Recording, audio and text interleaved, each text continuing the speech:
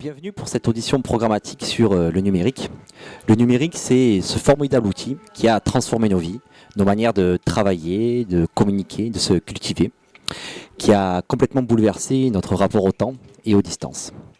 Malgré la liberté et l'horizontalité qu'il permet, le développement massif d'Internet a aussi favorisé l'émergence d'acteurs privés hégémoniques. Le poids de ces géants n'est cependant pas une fatalité. Un autre modèle existe, fondé sur le partage, la création en commun et la protection de la vie privée. Et afin de promouvoir un numérique en commun, je vous invite à retrouver les propositions de la France Insoumise dans ce premier livret sur le numérique disponible sur avenirencommun.fr. Donc cette audition programmatique va nous permettre de revenir sur les enjeux de ce livret, de comprendre et d'approfondir certains aspects. Pour rappel, le programme est une démarche collective qui s'appuie sur le travail d'association, de contribution individuelle, et il est en amélioration continue. Donc pour faire cette république numérique, nous pouvons nous appuyer sur des modèles, comme je le disais en introduction, notamment les logiciels libres et les communs. Et pour en parler, nous avons le plaisir d'accueillir Étienne Gonu, chargé de mission d'affaires publiques à l'April, association de défense des logiciels libres, et Lionel Morel, cofondateur du collectif Savoir Commun. Donc merci à tous les deux d'avoir accepté notre invitation. Et petit rappel, mais c'est important toujours de le préciser, donc votre présence n'est absolument pas une adhésion à la France Insoumise, mais vous êtes bien entendu invité à titre d'expert pour alimenter le débat. Et pour accompagner cette interview avec moi, donc Enora et Thomas, qui sont co-animateurs en fait, du livret numérique. Messieurs, merci. Enora, une première question ? On va commencer cette audition par la question des logiciels libres qui a été beaucoup mise en avant par Jean-Luc Mélenchon et par l'ensemble de la France Insoumise pendant la campagne. Alors, peut-être déjà pour commencer, on va vous laisser l'honneur de définir ce qui est pour vous un logiciel libre et pourquoi l'April s'est fait un devoir de promouvoir et de défendre le développement des logiciels libres. Merci pour cette occasion de discuter, d'échanger sur ces sujets assez essentiels, de plus en plus malheureusement, vu les menaces qui pèsent sur nous, mais enfin, il faut rester dans une démarche positive. Alors logiciel libre, c'est pas déjà une réflexion technique, c'est un mouvement, c'est une réflexion de société, c'est une aspiration à plus de partage, comme vous le disiez. Et le critère distinctif d'un logiciel libre par rapport à un logiciel que nous on entend souvent propriétaire, et nous on parle de logiciel privateur, parce qu'il nous prive de droits. La distinction essentielle repose sur la licence, c'est-à-dire les droits d'utilisation que nous permet plutôt l'éditeur du logiciel. Là, finalement, j'hésite même dans les propos, puisque je parle finalement du paradigme du logiciel privateur, qui nous donne des droits, qui nous concède des droits d'utilisation. Avec le logiciel libre, la licence garantit 4 libertés essentielles, c'est-à-dire la liberté d'utiliser le logiciel comme bon vous semble, d'étudier son fonctionnement, on parle du code source, de le modifier, de l'améliorer selon vos propres critères, de l'arranger à vos propres besoins, de le remettre à votre sauce, et puis de partager le logiciel tel que vous l'avez reçu ou tel que vous l'avez amélioré. Donc c'est toutes ces réflexions de collaboration, de collaboration. Alors Richard Stallman, qui est le fondateur, le premier théoricien du logiciel libre, le fondateur notamment de la Free Software Foundation en 1985, le père aussi du projet GNU, qui a donné au GNU le système d'exploitation GNU Linux. Il associait à l'idée du logiciel libre la triptyque de la devise française, liberté, égalité, fraternité. Donc liberté d'usage, l'égalité, parce qu'on a tous les mêmes droits, et fraternité dans cette idée de collaboration, on travaille ensemble au développement d'un projet. L'April défend le logiciel libre dans cette idée. D'une part, on reprend cette idée, le logiciel libre, société libre. C'est ce constat, on est dans une société où l'informatique est quasi omniprésente, elle est quasi liée à omniprésente. Comment faire société, c'est cette idée, comment vivre ensemble, comment faire société dans une société qui est informatisée. Donc, c'est en garantissant un socle de liberté, finalement, de se dire que le logiciel, les outils qu'on va utiliser, notamment pour interagir, pour exercer nos autres libertés, et essentiellement la liberté d'expression avec Internet, mais aussi une considération de vie privée, que ces outils servent au service des gens qui l'utilisent, des utilisateurs, plutôt que de servir à l'intérêt de l'éditeur. Si on n'est pas capable de savoir comment fonctionne le logiciel, si on n'est pas capable de mettre la main dedans, comment savoir que ce logiciel n'est pas en train de servir à l'intérêt qui n'est pas le nôtre. Un exemple que moi j'aime bien prendre, parce que je trouve très parlant, c'est l'obsolescence programmée, même imposée maintenant. Le logiciel, c'est des fonctions logicielles parfois l'obsolescence programmée. Quand l'imprimante va cesser de fonctionner, c'est parce que l'éditeur de l'imprimante, le fabricant de l'imprimante, va mettre une fonction logicielle pour dire au bout de temps d'impression, tu cesses de fonctionner. Donc clairement, c'est pas du tout dans l'intérêt de l'utilisateur. D'ailleurs, on dit, il y a une expression qui est très connue qui date de 2001, code is law. Je l'utilise un peu trop souvent peut-être.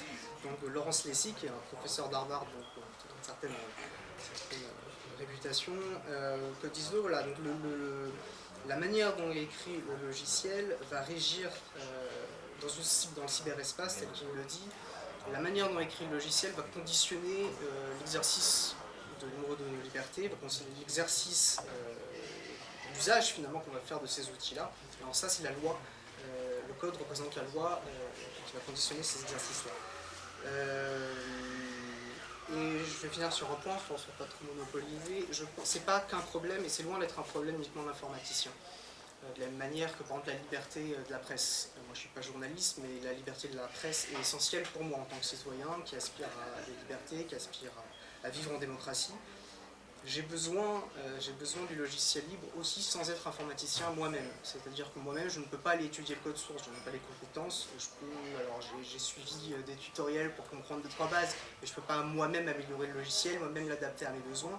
En revanche, le fait de savoir que d'autres personnes ont accès à ce logiciel-là, que ce qu'on appelle l'audit, même un audit citoyen, on peut voir ça un peu comme ça, que d'autres personnes peuvent vérifier le logiciel, voir s'il n'y a pas des fonctionnalités qui vont aller contre mon intérêt, cette liberté-là me suffit. Donc j'ai pas besoin de l'exercer moi-même, cette liberté, tant qu'elle est existante, et tant qu'elle est garantie pour tous, elle est aussi garantie pour moi. Et moi je vais finir là en tant que juriste, il y a une phrase qui est connue, que c'est la liberté des uns s'arrête où commence celle des autres. Moi je préfère celle-ci, la liberté des uns passe par celle des autres. Et je trouve que le logiciel libre exprime bien cette idée-là.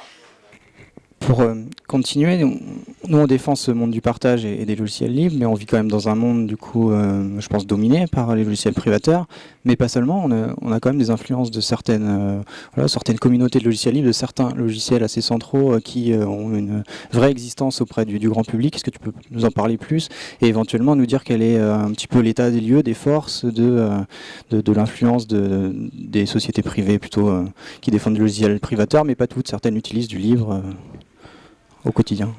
Je vais faire de mon mieux, parce que c'est vrai que ça rentre dans des considérations techniques qui parfois dépassent mes compétences en tant que juriste. Alors, il y a deux aspects. Déjà, c'est vrai que notamment sur Internet, il faut savoir que l'infrastructure Internet, c'est quand même construit beaucoup sur du logiciel libre. Alors, on utilise régulièrement des logiciels libres, notamment quand on se balade sur Internet, sans s'en rendre compte.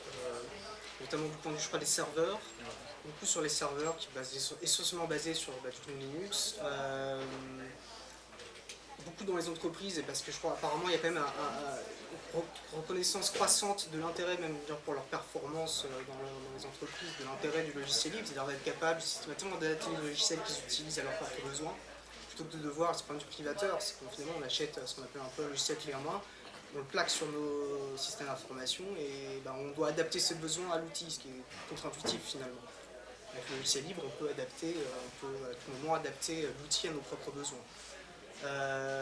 Dans le grand public, les plus connus, il y a Firefox, VLC, le petit cône orange, parce que tout le monde a dû s'en servir à un moment donné, qui est français tout à fait, et qui ont eu, et moi je pense qu'on peut les applaudir pour ça, je ne sais pas exactement quel chiffre, mais on leur a proposé, je ne sais pas quelle boîte leur a proposé de les racheter pour plusieurs millions, ils ont refusé. C'est leur bébé, c'est leur projet, ils aiment travailler ensemble, ils aiment travailler pour leur valeur.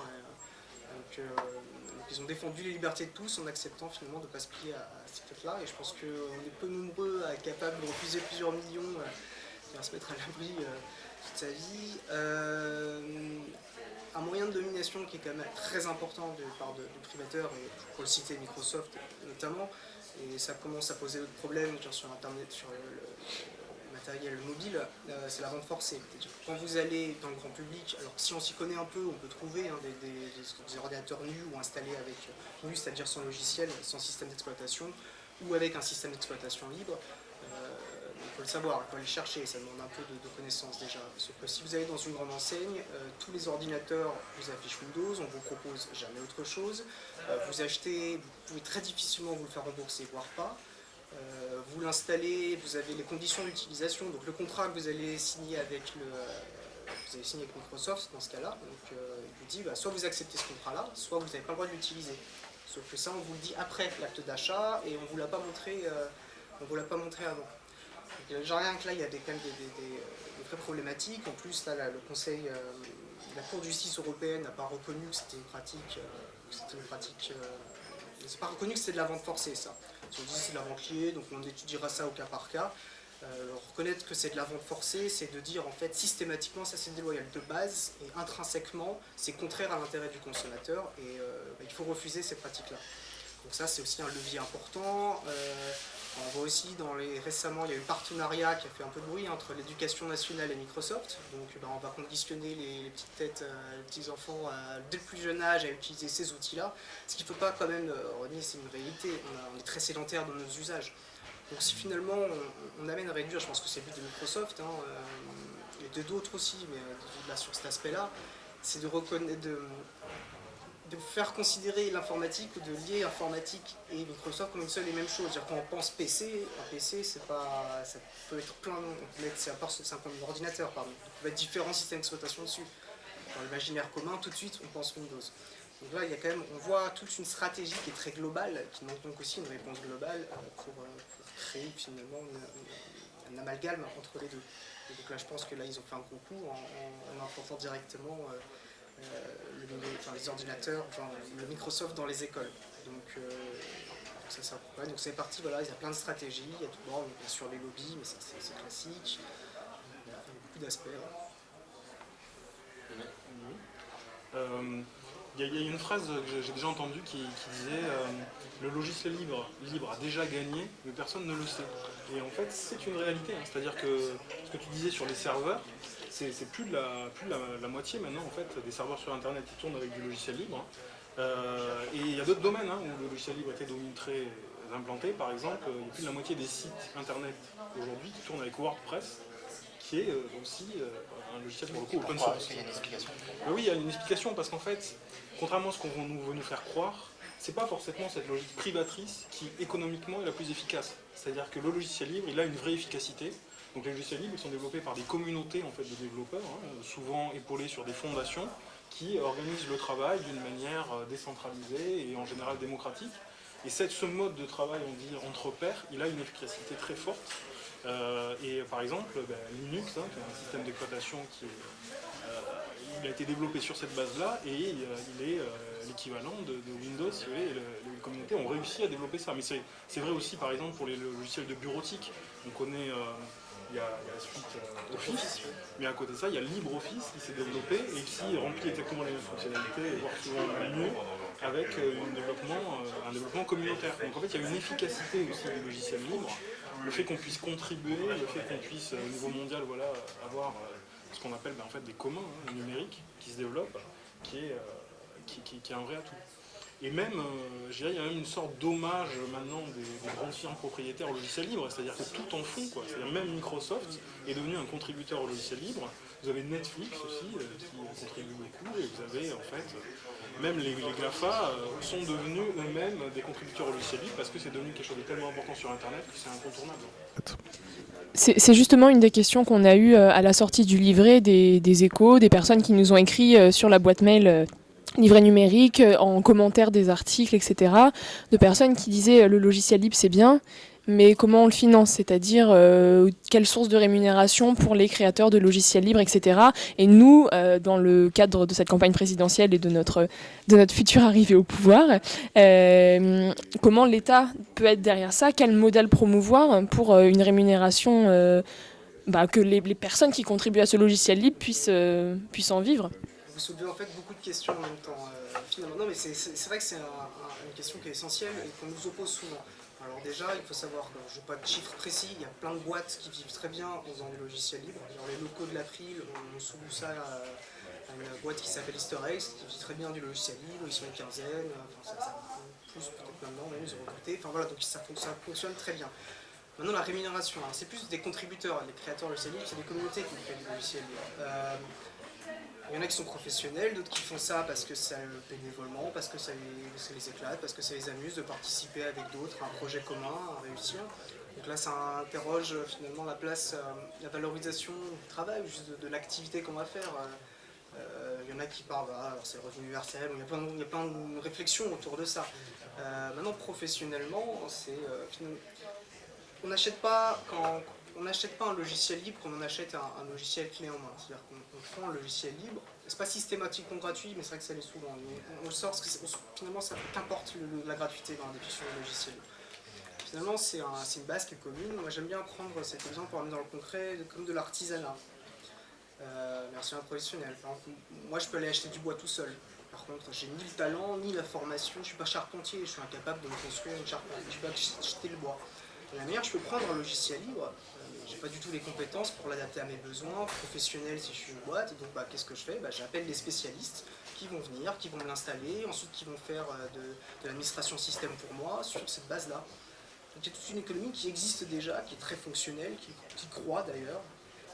Et donc il n'y a pas en fait de problème du tout de ce point de vue-là. Maintenant pour l'État, l'État ce qu'il peut faire déjà c'est faire une politique cohérente qui va défendre ça. Elle peut le faire déjà en intégrant des logiciels dans son propre fonctionnement. Nous ce qu'on défendait là, pour les projets de loi numérique, les lois République numérique maintenant, on défendait la priorité au logiciel libre. Priorité au logiciel libre, déjà, c'est tout simplement de dire que quand une administration a besoin d'acquérir un logiciel ou de faire évoluer ses systèmes d'information, elle doit donner en priorité au logiciel libre, parce qu'elle doit raisonner son choix.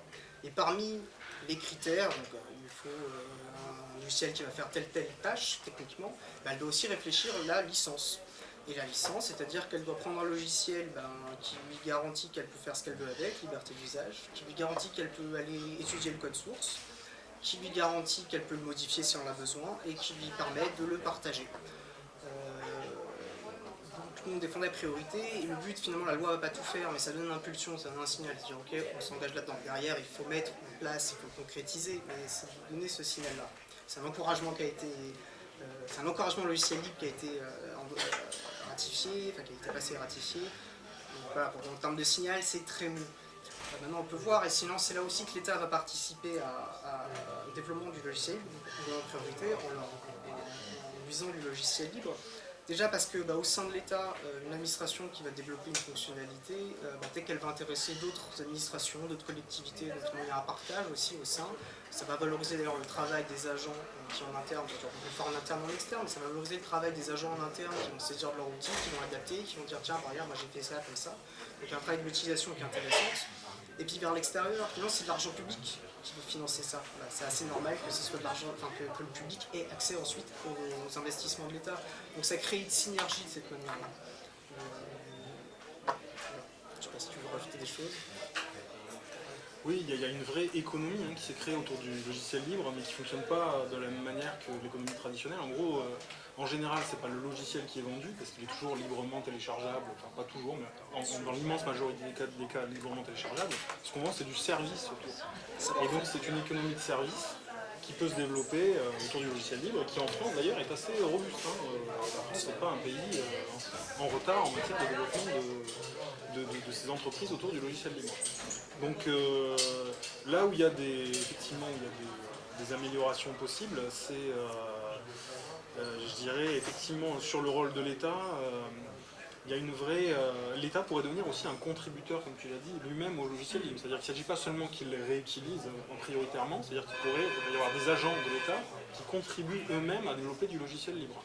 C'est un peu absurde de se dire par exemple que toutes les collectivités rachètent des logiciels chacune, alors qu'elles pourraient prendre des solutions libres et ensemble financer des développeurs qui eux amélioreraient le logiciel pour l'ensemble des collectivités. Et comme ça on créerait une sorte de pôle commun au niveau national et même international qui permettrait d'avancer.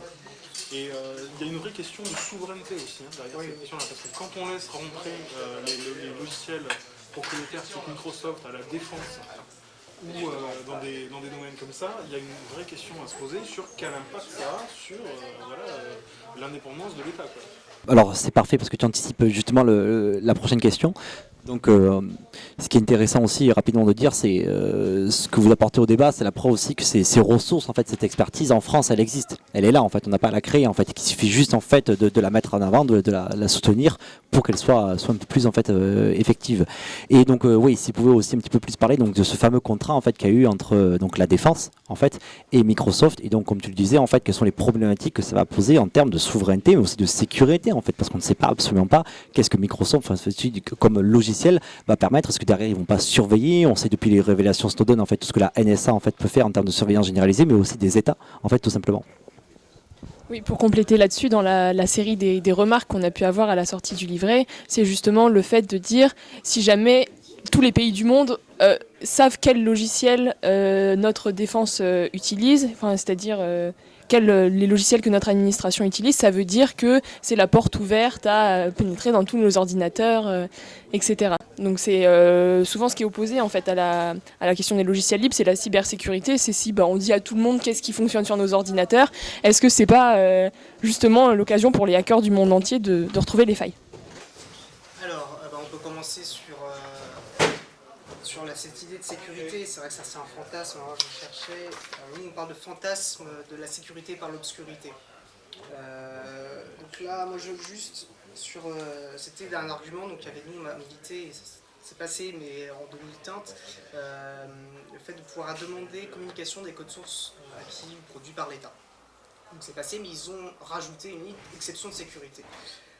Il y a un sénateur, je vais citer son nom parce qu'il faut qu'il soit fier de ce qu'il écrit, Éric Doligé, voilà, qui a, lui, il a posé un amendement pour supprimer ce droit d'accès au code source, qui est donc un document administratif et tout citoyen a droit d'accès aux documents administratifs. Donc lui, il dit voilà, transmettre le code source d'un logiciel permet en conséquence d'accéder aux informations qui régissent ce logiciel, il n'y a plus besoin de le pirater. Donc ça montre, on n'a rien compris finalement la réalité. Moi, je ne suis pas technicien et pourtant je comprends finalement, c'est pas si compliqué à comprendre. C'est-à-dire qu'en fait, dans n'importe quel logiciel, quand il est programmé, que ce soit volontaire ou pas, il peut y avoir des failles, il peut y avoir des erreurs qui vont créer des failles de sécurité, des ports dérobés ou des backdoors. La question c'est comment on s'en rend compte. Quand c'est ouvert et transparent, que n'importe qui peut aller mettre le nez dedans, ça fait d'autant plus de personnes capables d'identifier une faille et de la corriger. Quand c'est une boîte noire, ces failles existent quand même. Sauf qu'il n'y a que les personnes qui ont accès au code source, en général l'éditeur ou les informaticiens qui ont fait ça, qui peuvent identifier une faille, et que s'ils l'identifient, c'est eux qui décident s'ils la corrigent. On voit bien que la NSA, ça les intéressait pas mal de ne pas corriger certaines failles pour garder des accès. Sur du logiciel libre, c'est beaucoup plus compliqué parce qu'il suffit qu'une personne se rend compte qu'il y a une faille, il en fait part et puis c'est pas corrigé du jour au lendemain, mais on a connaissance de cette faille-là, donc peut-être qu'on peut aussi agir avant même de la corriger en fonction. Donc la transparence en termes de sécurité, c'est largement reconnu comme étant une vertu.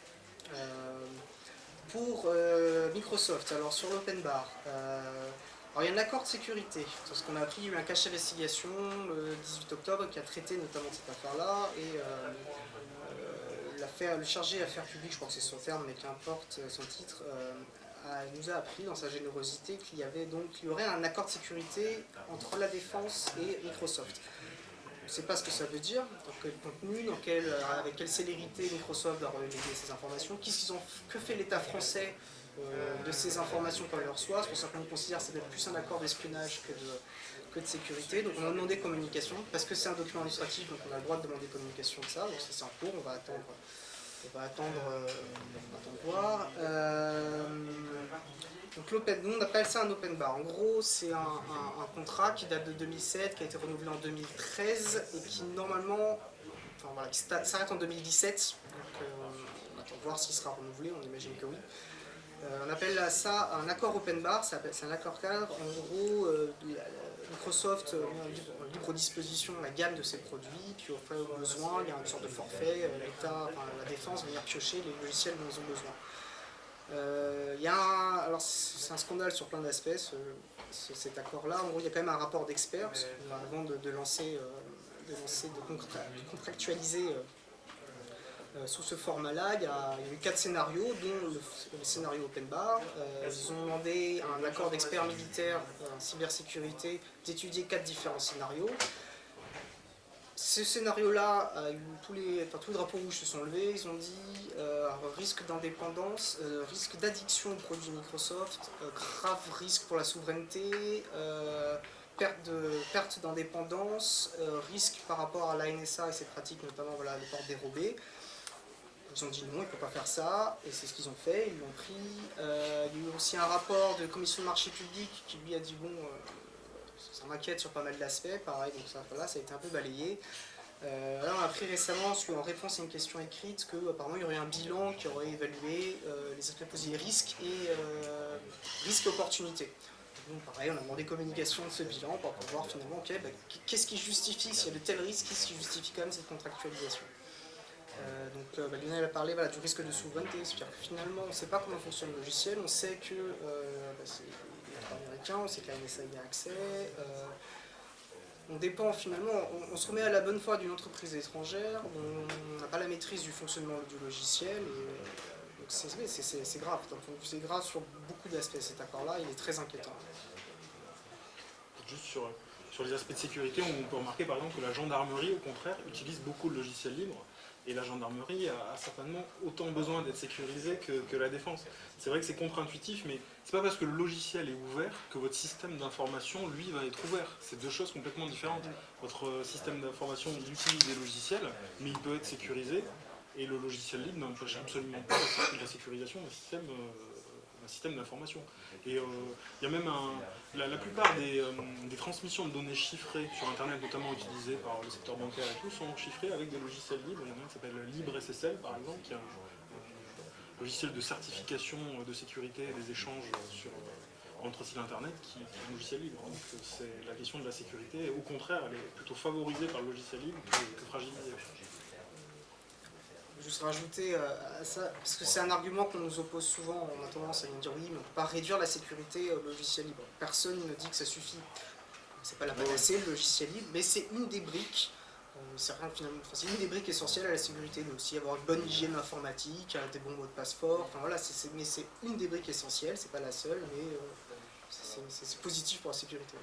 Et je rajouterais, dans un domaine politique qui nous intéresse, c'est les votes en ligne par exemple, où c'est pareil, l'obscurité d'un logiciel privateur n'est pas acceptable pour savoir s'il n'y a pas un trafic des votes derrière ou quelque chose qui est programmé pour influer sur les décisions. Alors, est-ce que vous avez éventuellement un avis rapide sur le vote en ligne logiciel libre ou pas de machines à logiciel voter? libre. Rapidement, logiciel libre ou pas de logiciel libre, le vote en ligne pose des problèmes, mais autres finalement profondément démocratiques, en termes de sincérité du scrutin, etc. Donc là, même le logiciel libre, voilà, c'est pas une réponse à tout. Sur ce cadre-là, le logiciel libre, c'est pas une réponse, le vote en ligne est un problème en soi, au-delà des outils.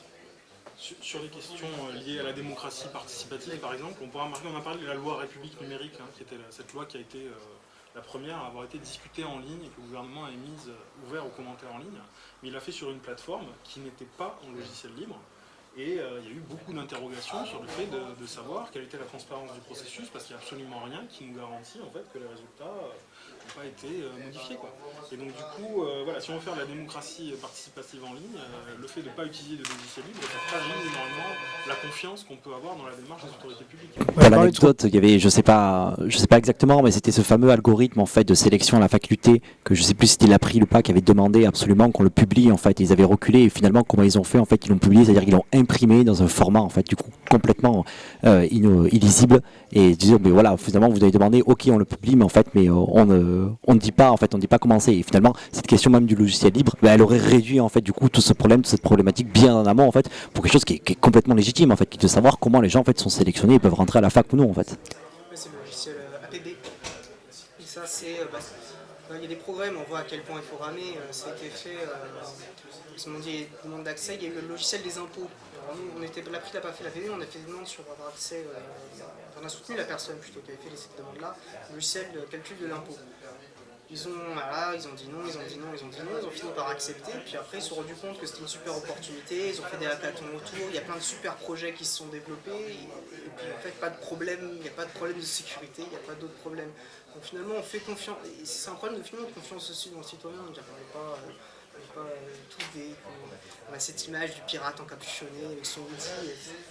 Il y a plein d'opportunités à partager, à remettre de l'horizontalité. Je trouve que l'exemple de la démocratie participative, alors on peut après réfléchir autrement, est-ce que c'est la solution pour la crise démocratique, etc. Si on veut le faire, si on utilise ces outils-là, ça n'a pas de sens, c'est incohérent.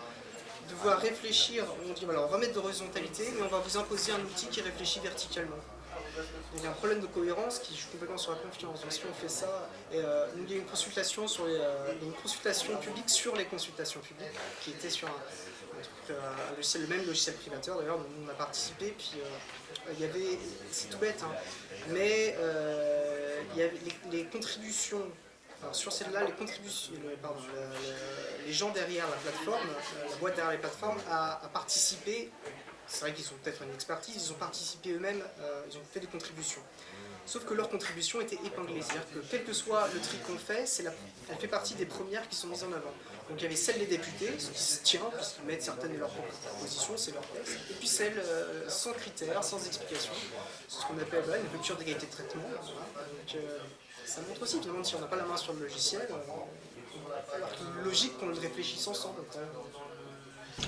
Et donc de l'autre côté du prisme de la confiance dont tu parlais, on aimerait aussi aborder en fait le sujet des DRM avec vous. Et donc si vous pourriez du coup déjà rapidement en fait définir ou expliquer en fait à ceux qui nous écoutent ce qu'est un DRM et finalement pourquoi entre autres l'April le souhaite lutter contre.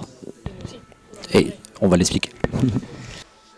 Alors les DRM c'est l'acronyme exact c'est Digital Rights Management. En fait finalement c'est une technologie, alors eux ils disent de gestion des droits, c'est une technologie de restriction des usages.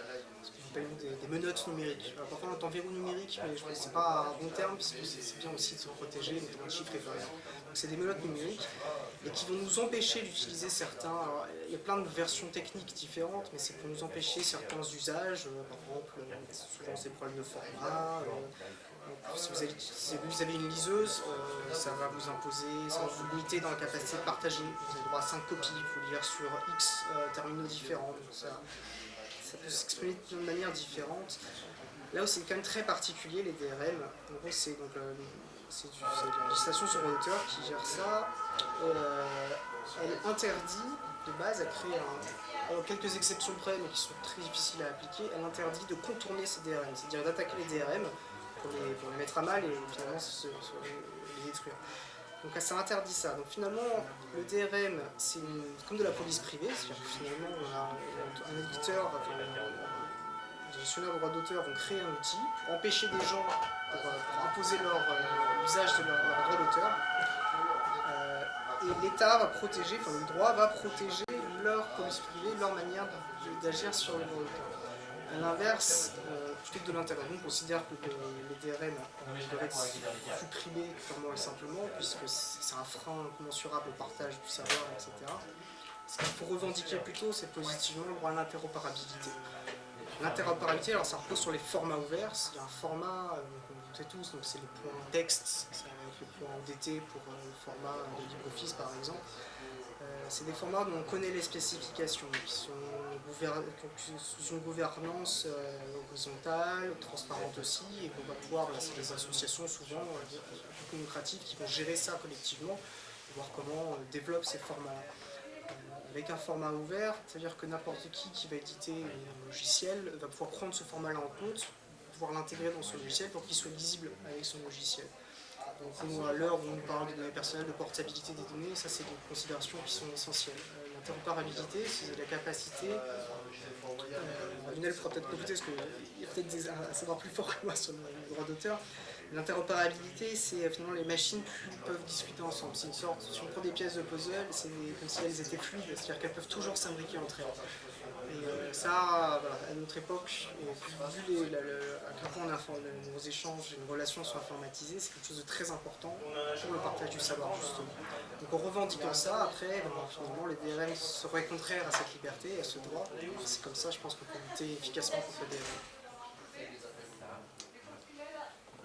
Oui, c'est un des gros sujets de l'environnement numérique, hein, les DRM. En gros, les DRM, si vous voulez, l'origine, c'est un peu le Deus ex machina inventé par les industries culturelles face à la peur en fait, que engendrait le numérique d'un partage incontrôlé. Dans les années 90, en fait, ils ont inscrit ça dans un traité international de l'Organisation mondiale de la propriété intellectuelle, en 1996 exactement. Ensuite, ça a été transposé au niveau de l'Union européenne en 2001 et transposé dans la loi française en 2006. Donc là, maintenant, on est lié par ces dispositions-là. Et en gros, si vous voulez, ça inverse complètement le rapport qu'on a au bien culturel quand il passe en sous forme numérique. Quand vous achetez un livre, c'est vous qui possédez le livre, vous avez plein de libertés qui viennent associer. Vous pouvez le prêter à un ami, vous pouvez le donner, vous pouvez le revendre. Le support papier garantit des tas de libertés. Mais toutes ces libertés-là, avec les DRM, en fait, elles ont été supprimées, elles sont sous contrôle, elles sont très encadrées. Et quelque part, c'est plutôt le livre numérique qui vous possède. Parce que le DRM, par exemple, qui est le plus répandu, qui s'appelle Adobe Digital Edition, qui est sur les e-books, non seulement il va vous empêcher de faire certains usages, mais on sait qu'il a aussi des fonctions de traçabilité. Adobe sait à quelle page vous êtes arrêté dans votre livre, combien de pages vous avez lu, et ils ont ces données-là sur l'ensemble des gens qui utilisent des livres numériques, qui utilisent leur DRM.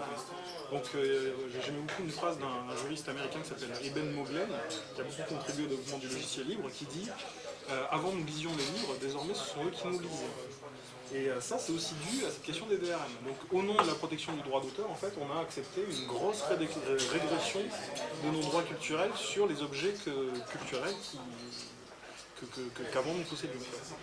Donc ben là, on voit bien du coup le lien entre la lutte contre les DRM et le soutien au logiciel libre, notamment en fait pour faire face à tout ce qui est la surveillance généralisée en fait et pouvoir être sûr de ce que l'on fait en fait et qu'à tout moment on n'est pas observé en fait, que ce soit par des entreprises en fait ou par des États. Et donc pour aller plus loin en fait, sur ce domaine en fait des DRM en fait et du droit d'auteur, il semble aussi important en fait d'aborder le domaine commun qui est un des sujets en fait qui est du livret numérique. Donc là, Lionel, si tu pouvais aussi essayer rapidement en fait de présenter ou d'introduire ou au moins d'expliquer en fait déjà c'est qu'est-ce qu'un commun et en fait et ensuite pourquoi défendre en fait un domaine commun, notamment un domaine commun informationnel. Alors je vais essayer de ne pas être trop long. Les communs, ils ont une longue histoire qui est née bien avant le numérique. Avant d'avoir des communs numériques, on a eu des communs naturels. Ça existe encore d'ailleurs aujourd'hui. On peut gérer des pâturages en commun, des forêts en commun, on peut gérer l'eau en commun. Donc en gros, un commun, c'est une ressource qui est partagée par une communauté qui s'auto-organise pour en assurer la gestion et la durabilité dans le temps, et qui pour ça définit des règles d'usage qui vont être négociées. Et pour que ça fonctionne, normalement, il faut qu'elle soit négociée démocratiquement. Et donc on a une chercheuse américaine qui s'appelle Elinor Ostrom, qui a eu le prix Nobel d'économie en 2009 pour ses travaux sur les communs, et qui avait montré que quand une ressource était gérée en commun, elle a plus de chances d'être gérée de manière durable que si elle était gérée par le marché ou par l'État. En fait. Et ça a ouvert toute une réflexion au niveau économique sur la possibilité donnée à des communautés de prendre à leur charge des ressources et de les développer, d'en prendre soin. Et en fait, Internet a fait naître toute une nouvelle génération de communs, en fait, parce que les logiciels libres, ils ont cette nature de bien commun, dans la mesure où il y a des communautés. Voilà, Linux, c'est une communauté de développeurs qui s'est organisée au niveau mondial pour produire cette ressource qui est partagée grâce à la licence et qui a des règles en fait, d'utilisation, notamment un logiciel libre, il a aussi une règle très importante qui évite que la ressource soit réappropriée ou repropriétarisée.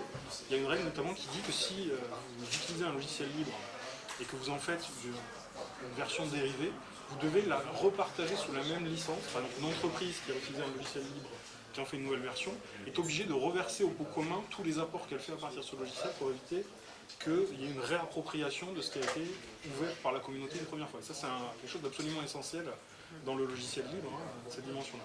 Et donc, après, on peut citer d'autres exemples de communs numériques. Vous avez, peut-être le plus beau, c'est Wikipédia, en fait, qui est un exemple de création de connaissances collaboratives, qui est basé lui aussi sur des licences libres. Et une communauté qui a réussi à se donner des règles pour développer et protéger aussi. Il y a des règles qui empêchent le vandalisme dans Wikipédia, par exemple, qui sont maintenues par la communauté. Vous en avez un autre, je peux citer, qui s'appelle OpenStreetMap. C'est une communauté qui a dit que c'était très très nocif que ce soit Google qui ait une sorte de monopole sur la carte du monde à travers Google Maps, et qui ont décidé de produire eux-mêmes les données cartographiques et de faire un outil alternatif qui cartographie, en fait, qui donne des cartes.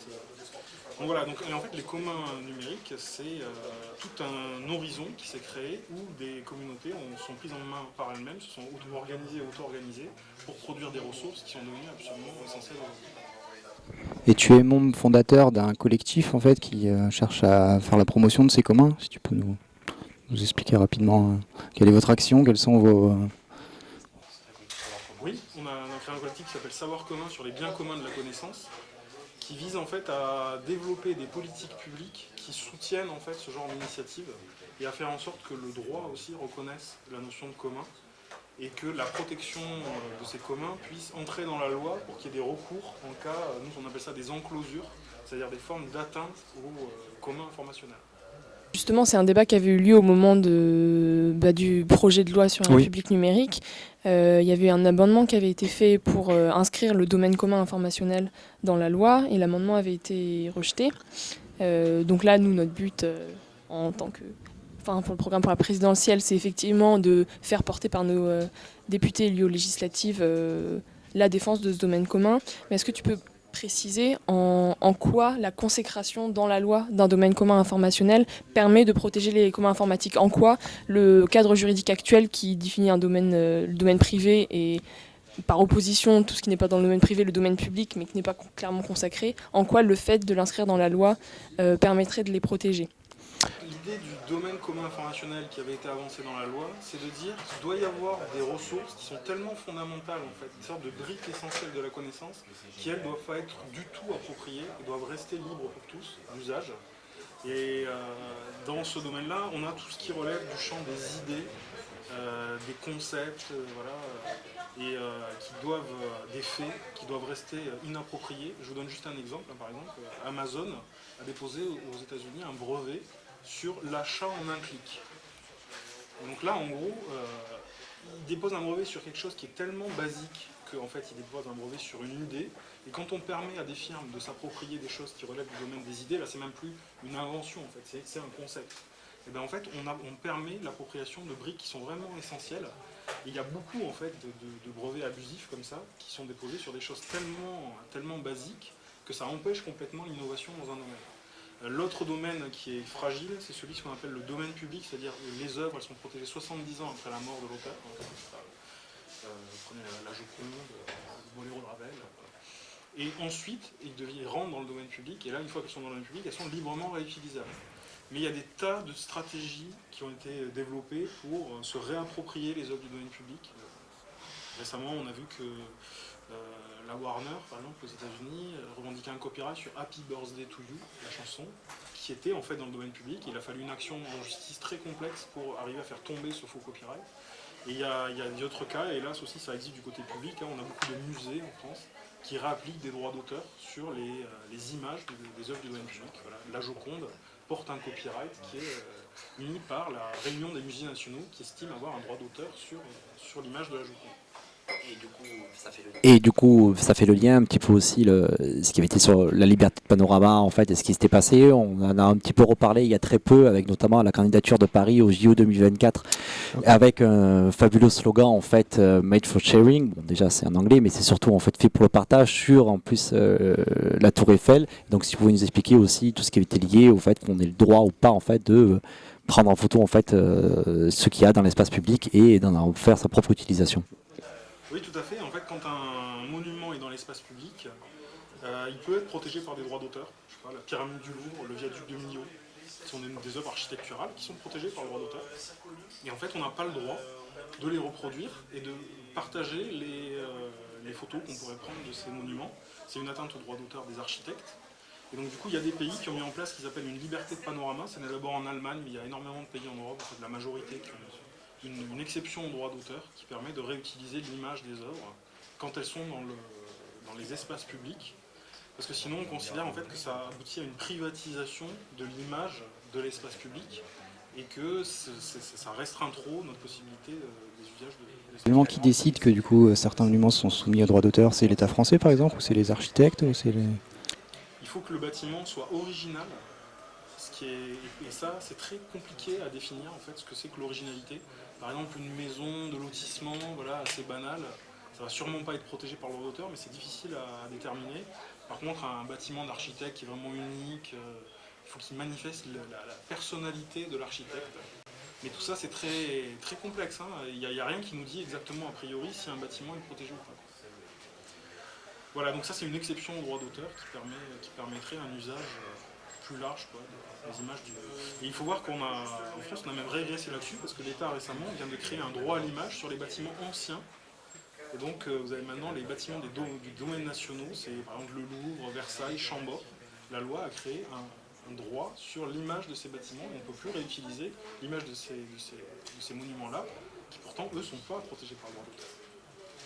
Donc c'est pour ça en fait qu'on voulait introduire dans cette loi cette notion de domaine commun informationnel pour dire qu'il y a un moment où il y a des choses qui doivent rester réellement libres et la loi doit protéger ça. Et le mécanisme qui était associé à ça, c'était un recours par des associations pour pouvoir aller défendre en justice l'application du droit de tous. En fait. Parce que la loi, elle défend les droits privés en fait, pour l'instant. C'est-à-dire que quand vous avez le droit d'auteur, c'est un droit privé, par exemple, la propriété intellectuelle, quand il est violé, vous avez tout l'arsenal des tribunaux pour le défendre.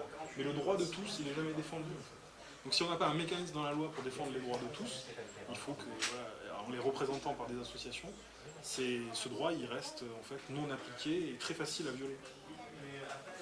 Et donc, vu qu'on parle de domaine commun aussi et de logiciels libres, il y a un autre sujet qui nous paraît important de traiter parce que ils sont liés, c'est tout ce qui va être lié en fait aux données personnelles et donc notamment à la fameuse utilisation en fait que font certaines grandes plateformes en fait de nos données personnelles. Et donc là aussi, dans quelle mesure en fait les logiciels libres ou à savoir en fait le domaine commun permettrait ou du moins de protéger ou que chacun puisse réellement exercer en fait un pouvoir en fait, puisse vérifier ce qui se passe en fait sur ces données personnelles, parce que c'est assez quand même souvent obscur. C'est des sujets, je pense que en termes de valeurs pour lesquelles on milite, bien sûr que ce sont proches de ces sujets-là. C'est un sujet qui est connexe, c'est vrai que c'est pas pour l'April, je pense pour savoir comment non plus, c'est pas notre cœur de métier. Donc ça fait partie aussi, c'est tout un écosystème qu'il faut construire, qui soit respectueux des utilisateurs, qui soit centré sur le respect des utilisateurs et de leurs droits, et notamment, c'est important, de leur vie privée, donc le respect de leurs données personnelles. Le logiciel libre, ça fait partie des éléments de réponse, mais on peut très bien aspirer de donner personne à quelqu'un avec du logiciel libre. C'est mettre en place des actions. Une politique publique globale et cohérente, encore une fois, sur la liberté d'usage. Bon, je vois que vous parliez, je vais dire à moitié, avant peut-être de revenir sur les personnes, vous parliez par exemple de l'auto-hébergement. L'auto-hébergement, c'est encore très compliqué à mettre en place. Je pense qu'on n'est pas prêt encore de le démocratiser. Donc j'ai profité pour faire un tout petit peu de pub pour un projet qui s'appelle Chaton. Donc, qui a été mis en place, alors l'April en fait un, mais c'est vraiment Framasoft qui était à la manœuvre de ça, et c'est un très beau projet. Et en fait, au lieu de seulement réfléchir sur l'auto-hébergement, c'est idéal certes, mais c'est de réfléchir à de la décentralisation et à l'hébergement de confiance. Parce que finalement, c'est ça, l'enjeu c'est de réavoir confiance et de pouvoir avoir confiance dans les outils qu'on utilise. La confiance, ça nécessite une certaine proximité, ça nécessite de ne pas avoir confiance trop à distance. Plus on met d'intermédiaires, moins on peut avoir confiance. Là, Chaton, c'est donc de faire finalement, alors j'ai noté l'acronyme, et ça tombe bien, ça fait Chaton. Donc c'est collectif d'hébergement alternatif, transparent, ouvert, neutre et solidaire. En gros, n'importe quel asso, n'importe quelle structure d'ailleurs peut être un chaton, et en gros, elle va offrir des services d'hébergement, différents types de services. Elle choisira celle qu'elle veut, et l'idée c'est de remettre de l'humain en fait dans la boucle. C'est-à-dire on peut discuter avec les gens qui travaillent là, pour leur demander comment ça fonctionne, tout simplement, de recréer finalement cette confiance-là par ce biais-là. Expliquer les services en fait, par exemple héberger les mails, Oui, alors ça peut être de l'hébergement de mail, c'est courriel, mais ça c'est compliqué. Ça peut être ce qu'on appelle des PAD, donc de l'écriture collaborative. Ça peut être tout ce qui se fait en fait, tout ce qui peut être fait, ce qu'on appelle l'informatique à distance, le cloud. Donc ça peut être toute forme de service, ouais. Et notamment qui concerne des données personnelles, du stockage de photos, etc. Donc ça, c'est des projets qui sont à soutenir, et ça, l'État, là, il peut avoir aussi à créer un cadre favorable pour permettre l'émergence de ces structures-là. Ouais, sur ces sujets, en fait, parfois on dit que Internet lui-même a été créé comme un commun, comme un bien commun à l'origine. Hein. Ça a été créé c'est pour ça qu'il a été créé sur une base décentralisée, où en fait il n'y avait pas de centre sur Internet à la base ou d'autorité centrale. Il y a une possibilité pour chacun de se brancher sur le réseau, d'émettre et de recevoir des informations. Mais en fait, cette nature-là, à la base, elle a été gravement, on va dire, distordue par le fait qu'une couche de plateformes centralisées se sont mises en place et ont surtout acquis des positions qui sont devenues à la limite de l'insupportable aujourd'hui par le caractère massif des données qu'elles hébergent. Et là, on va parler des GAFA, tous les services type Facebook ou YouTube, ont acquis une position qui est devenue très importante. Donc, sur la question des données personnelles, c'est une question qui est compliquée parce qu'en fait elle croise beaucoup de sujets et elle est devenue très très problématique parce qu'aussi des acteurs de ce type-là ont acquis une position qui devient beaucoup trop forte aujourd'hui dans l'écosystème numérique. on a nous-mêmes contribué à ça. C'est-à-dire que les individus eux-mêmes ont petit à petit une forme de servitude volontaire. C'est-à-dire qu'on a tous consenti,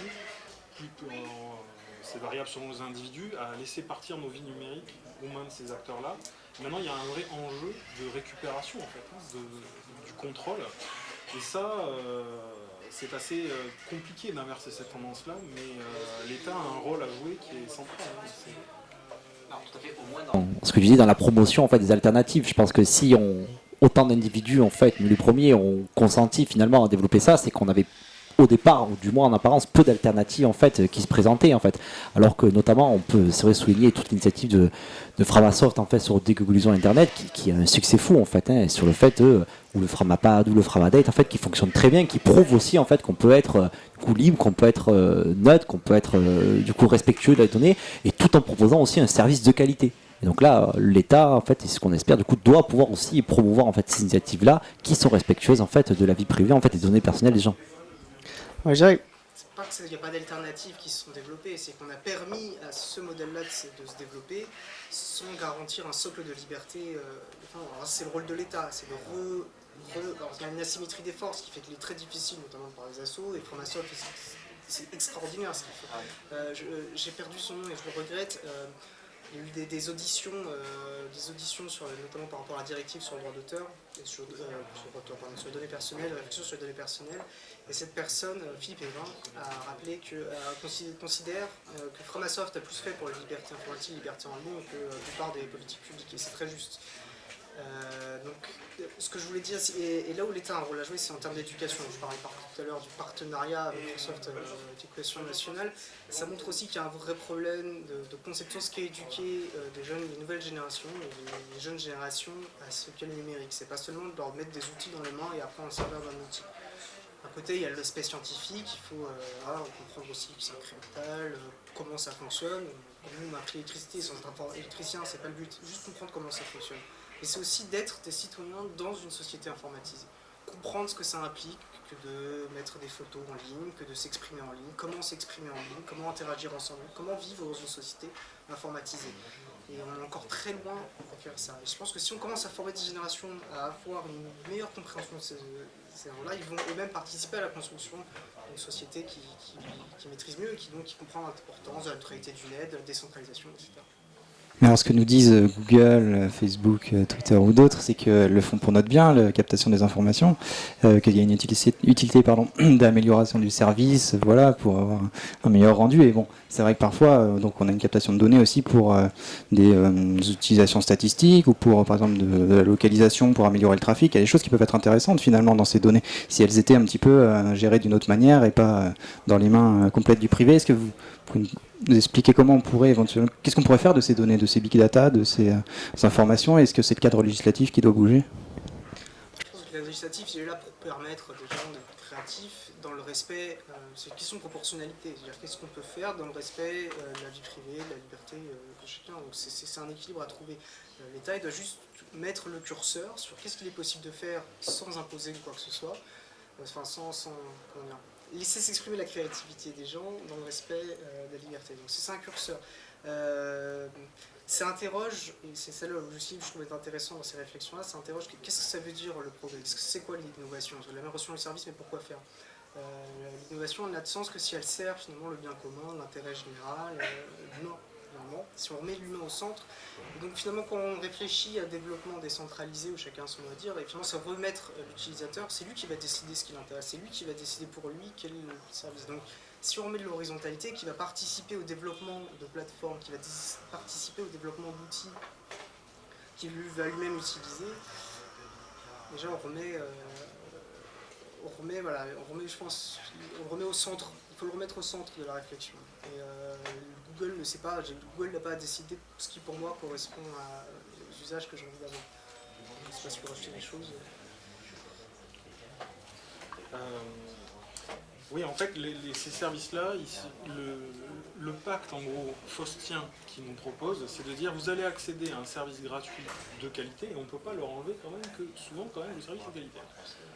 En échange, vous allez accepter une utilisation de vos données personnelles que vous allez consentir en signant les fameuses conditions générales d'utilisation du service. Quand vous vous inscrivez, vous cochez la petite case sans lire les 80 pages de contrat qu'on vous propose. Et là, vous acceptez, c'est un peu là où il y a une servitude volontaire, hein. Vous acceptez des usages de vos données personnelles qui sont extrêmement larges. Donc en gros, il y a... Et par ailleurs de ça, même si les services ne sont pas extraordinaires, ils gagnent une valeur énorme à cause de la masse d'utilisateurs. Parce qu'il y a une loi qui s'appelle la loi de l'effet réseau, où un service gagne de plus en plus de valeur plus il est utilisé par un grand nombre. Et Facebook, par exemple, c'est un exemple typique, quoi. Il y a une telle centralité de Facebook aujourd'hui que les individus vont vous dire que c'est difficile de se passer d'être sur Facebook, parce que ça vous coupe de l'ensemble des gens qui sont chez vous. Donc en gros, après, comment on fait pour limiter l'effet nuisible de ces genres de choses? Bon, déjà, il aurait fallu éviter de construire de tels monstres. Et notamment, ces monstres sont... Il y a un problème fiscal majeur qui s'est posé. Ils ont construit leur progression sur une capacité à ne pas payer l'impôt. Et là, il y a une responsabilité des États qui est majeure, hein. Et si on veut reprendre la main, un des leviers pour reprendre la main là-dessus, c'est le volet fiscal. Et notamment au niveau européen, par exemple, il y a quelque chose qui n'a pas été fait pendant des années, hein. Les États n'ont pas su se mettre d'accord sur une fiscalité numérique. Et ça a pesé extrêmement lourd, je pense, sur l'évolution d'Internet. Après, il y a la législation sur les données personnelles, qui est très importante aussi. C'est-à-dire que le problème, c'est qu'on ne peut pas se reposer sur le consentement de l'individu, sur la capacité de l'individu lui-même à dire non, parce qu'on a tous signé. Donc il faudrait limiter dans la loi ce que les plateformes peuvent demander en termes d'usage sur les individus. Donc là, il y a un règlement sur les données personnelles qui a été adopté au niveau de l'Union européenne, qui a permis d'aller un petit peu plus loin dans la protection des données, mais il y a sûrement des choses à faire pour aller beaucoup plus loin, en fait, et rendre certaines formes d'exploitation soit impossibles, soit beaucoup plus faciles à rendre réversibles pour l'utilisateur. Dans la loi numérique, il y a un droit à la portabilité des données qui a été créé, qui vous permet de récupérer toutes les données que vous avez dans un service pour les remettre dans un autre, qui pourrait être un service libre. Parce que ça, c'est un gros problème aussi. Vous êtes chez un fournisseur de mails, si vous ne pouvez pas reprendre tous vos mails, tous vos contacts, etc., sous une forme propre, interopérable, et les réinjecter dans un service tiers, en fait, vous êtes lié à la plateforme et vous ne pouvez plus en partir. Ou alors, ça vous coûterait énormément d'en partir pour repartir votre vie numérique à zéro ailleurs. Donc la loi, elle peut apporter des choses. Je pense que le levier fiscal, il est très très important aussi. Donc c'est pas une fatalité, mais il y a quand même vraiment urgence au stade où on en est à aller en arrière, parce qu'on en arrive à un stade qui est un peu préoccupant. Vous avez parlé d'une directive, de la directive européenne sur les données personnelles. Je vais faire le lien avec une autre directive européenne qui est actuellement en cours de discussion, la directive sur les droits d'auteur. Il y a eu plusieurs campagnes, notamment menées par une députée européenne du Parti Pirate. Ça me permet de faire le lien avec une question qui a émergé il y a quelques semaines sur YouTube avec Jean-Luc Mélenchon, qui est la question du droit de citation audiovisuelle. Jean-Luc Mélenchon a été interpellé par des youtubeurs, notamment Dany Caligula, qui l'a interpellé, sur la question de l'utilisation d'extraits vidéo, audiovisuels sur YouTube, et plus largement sur la protection dont peuvent bénéficier les youtubeurs face à ce système de censure privée, on peut l'appeler comme tel. On précise dans le livret qu'on veut lutter contre la censure privée, et ce que fait YouTube est une forme de censure privée, c'est-à-dire avoir des robots qui analysent et qui laissent aux ayants droit totale liberté de bloquer des contenus sans prendre en compte leur intégration dans des œuvres plus larges, etc. Et je pense que c'est quelque chose sur lequel Savoir commun a travaillé. J'imagine l'April aussi sur la directive moins directement. Est-ce que vous pouvez nous refaire peut-être un petit brief juridique sur cette question du droit de citation audiovisuelle ? Le plus simple, c'est de réfléchir par rapport à ce qui existait pour l'écrit. C'est-à-dire quand un auteur écrit un essai ou un article, il a le droit de citer des portions de texte d'un autre auteur pour étayer son raisonnement. Et ça, c'est une exception au droit d'auteur qui s'appelle l'exception de courte citation en France. Et c'est essentiel. C'est-à-dire qu'on ne peut pas décemment, par exemple, faire des articles de recherche ou écrire des livres sérieux si on n'est pas capable de citer d'autres auteurs pour les commenter et pour les critiquer. C'est nécessaire pour la liberté d'expression et c'est un mécanisme qui existe et qui fonctionne, quoi. Le problème, en fait, c'est que ce mécanisme-là de l'exception de citation, il n'est pas transposé actuellement tout ce qui est audiovisuel. On ne peut pas citer de la musique, on ne peut pas citer de la vidéo, ou alors c'est très incertain. La jurisprudence n'est pas claire là-dessus. Et ce qui se passe, en fait, c'est que donc, si je suis un youtubeur qui commente l'actualité du cinéma, ben, si je veux parler d'un film et illustrer mon propos par des extraits du film en arrière-plan, je suis dans une grosse insécurité juridique. C'est-à-dire que je n'ai pas véritablement ce droit de citation qui m'est consacré dans la loi. Par-dessus ça, en plus, si j'ai ma chaîne sur une plateforme comme YouTube, YouTube a un système de protection des droits qui s'appelle Content ID, qui est un algorithme. On appelle ça un robot, nous on l'appelle le robot copyright, qui est capable de repérer automatiquement s'il y a des portions de musique ou de vidéo qui sont réutilisées dans une autre vidéo. Et lui, en fait, il inflige des sanctions automatisées aux vidéastes sur YouTube, qui les place dans une situation qui est vraiment très très complexe, c'est-à-dire qu'ils ne savent jamais quand est-ce que le robot va frapper, ils ne savent jamais exactement quelle vidéo va être censurée, et quand ils sont mis devant l'agissement du robot, qui leur inflige cet avertissement, ben, c'est très compliqué d'aller contester, en fait, parce que le système qu'instaure YouTube, c'est une sorte de tribunal privé, où en fait le dernier mot revient à l'ayant droit. Or, si vous voulez, là je vous ai parlé de la citation qui n'est pas reconnue, mais par exemple il y a une autre exception dans la loi française qui s'appelle la parodie, et si je fais une parodie, ce droit il m'est reconnu dans la loi. Et il y a des tas de parodies qui se font éjecter sur YouTube, et c'est complètement injustifié, parce que là on a le droit de le faire, mais c'est très compliqué d'aller revendiquer ce droit sur une plateforme comme YouTube. Donc dans la directive sur le droit d'auteur, à la base, donc, Julia Reda, l'eurodéputée, avait proposé ce droit de citation audiovisuelle. Bon, il a été éjecté par la Commission européenne. Mais là, cette semaine, il vient d'être réintroduit par la Commission culture du Parlement européen, qui déjà, au moins dans un rapport préparatoire, dit que oui, il faudrait aller vers une forme d'exception de citation élargie. C'est pas encore sous forme d'amendement, mais voilà, c'est encore revenu. Et ça, je pense que c'est très très important, déjà pour la liberté d'expression et pour toutes les nouvelles formes de création. Aujourd'hui, si vous voulez créer du contenu audiovisuel, du contenu vidéo, et si vous ne pouvez pas le faire dans un cadre sécurisé, il y a des générations entières de jeunes vidéastes qui subissent en fait ça sur les plateformes et qui ont un sentiment d'injustice qu'on peut comprendre. Et on voit que même Jean-Luc Mélenchon l'a appris un petit peu à ses dépens en allant sur YouTube. C'est un très bon moyen de se rendre compte concrètement de ce que vivent des centaines de concitoyens. Pour préciser 3 points, déjà il faut la parodie, par exemple, là c'est des robots copyright, il est impossible, on est très loin d'être capable de programmer, ça demande une intelligence, une finesse de conception, de savoir qu'on ne peut pas programmer l'humour, on ne peut pas faire comprendre une machine ce qu'est de l'humour ou de la parodie. Là il y a quand même un problème inhérent à la chose.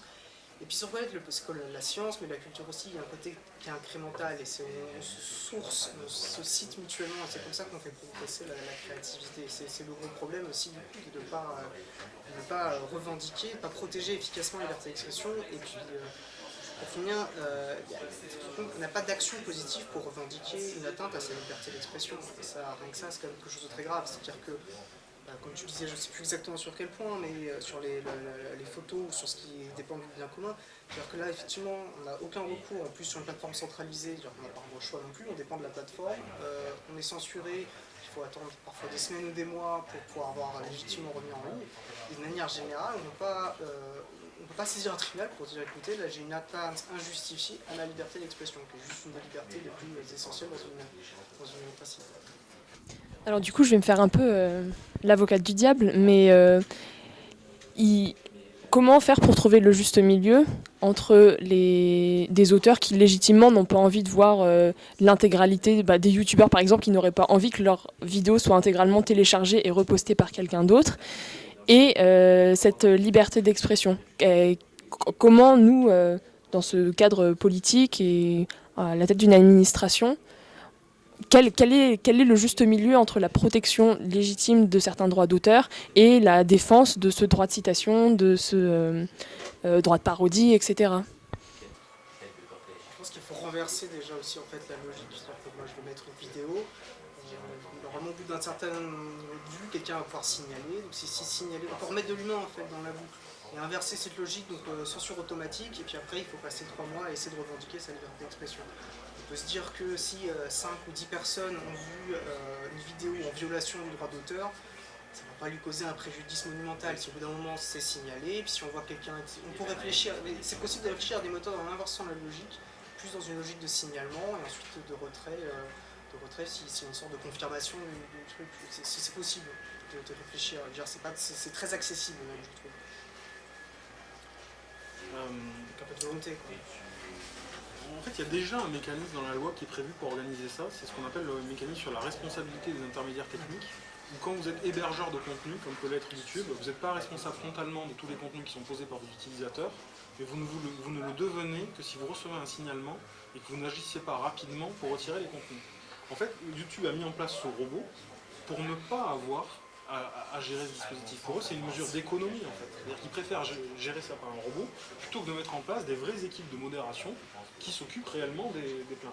Et c'est directement lié, en fait, aussi à l'échelle qu'ils ont acquise. C'est-à-dire que quand vous avez une plateforme qui devient trop grande, eh bien, évidemment, vous avez énormément de contenu, donc il y a un coût beaucoup plus grand à faire la vérification manuelle. Si on avait des intermédiaires de taille plus raisonnable, là, on n'a pas besoin de mettre en place un robot copyright pour gérer les choses. Et ce qu'il faut savoir quand même, c'est que ces plateformes-là auraient tout à fait les moyens de faire une modération humaine.